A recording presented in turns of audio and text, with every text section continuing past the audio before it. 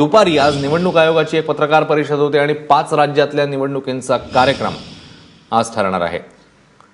UP, Uttarakhand, Punjab, Manipur आणि गोव्यामध्ये ही निवडणूक होती आहे। प्रशांत कदम आपल्या सोबत आहेत। प्रशांत, काय माहिती? अश्विन, खरं तर गेल्या काही महिन्यांपासून ज्या निवडणुकीची चर्चा सगळ्या देशभरामध्ये सुरू आहे त्या उत्तर प्रदेशसह 5 राज्यांच्या निवडणुका आज जाहीर होण्याची शक्यता आहे। निवडणूक आयोगाची पत्रकार परिषद जी आहे ती 12 वाजता होणार आहे आणि या पत्रकार परिषदेमध्ये निवडणुकीच्या तारखा जाहीर होतील। साहजिकच आहे की एकूण 5 राज्य आहेत, त्याच्यामध्ये उत्तर प्रदेश, पंजाब, गोवा, उत्तराखंड आणि मणिपूर, पण यातली सगळ्यात महत्वाची निवडणूक जी आहे ती अर्थातच उत्तर प्रदेशची असेल, कारण 2019च्या निवडणुकांचा टोन ठरवणारी आणि मिड टर्म अशी ही निवडणूक मांडली जाईल।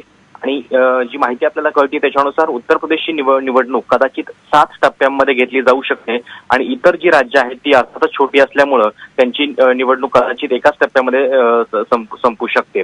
वेगवेगळा कालखंड आहे खरं तर या सगळ्या विधानसभांचा, मात्र एकत्रित निवडणुका यावेळी घेतल्या जात आहेत, त्यामुळं परीक्षांचं जे टायमिंग आहे ते लक्षात घेऊन या तारखा जाहीर होऊ शकतात। अश्विन, प्रशांत, धन्यवाद या माहितीबद्दल।